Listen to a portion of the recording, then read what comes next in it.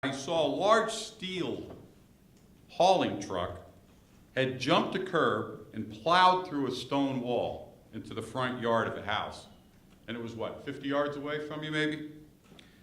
George approached the vehicle and he saw the driver inside, who was stunned, dazed, inside the cab of the truck.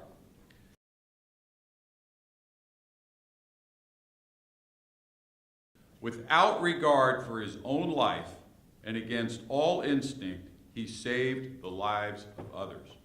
The 21-year postal veteran said that being called a hero is humbling, but added that there was not much thought about going and doing it. It was just the right place at the right time, he said.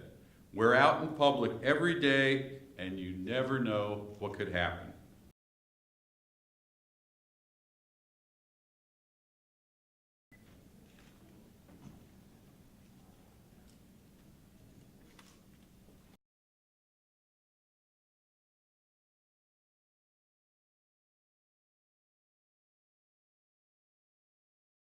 Bob George knew just what to do, and without a second to spare, both he and his son pulled the truck driver away from the vehicle to safety, and within minutes, the truck was completely destroyed by flames.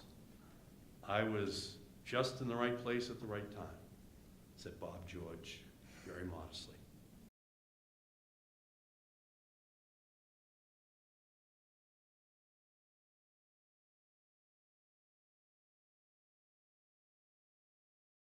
I heard this huge explosion, and I looked back up and seeing if the church had any problems or anything. There was nothing wrong there, and I continued on down to the end of the parking lot, and I look up a little ways on the road, and a steel hauling truck, welding truck, had hit a telephone pole and then continued on and went through a retaining wall in this gentleman's front yard.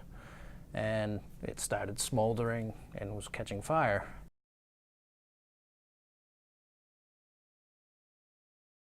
I was calling 911, and then we look up and we saw oxygen and acetylene torches on the back of the truck, and it's starting to smolder even more.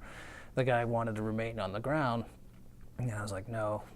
I asked Tim to get on one side of him, and I got on the other side, and we hoisted him up and walked him about 50 to 100 yards off to the back of the vehicle.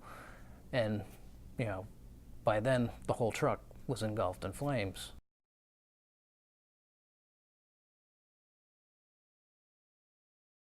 I wouldn't hesitate. I don't think anybody would have, given the situation.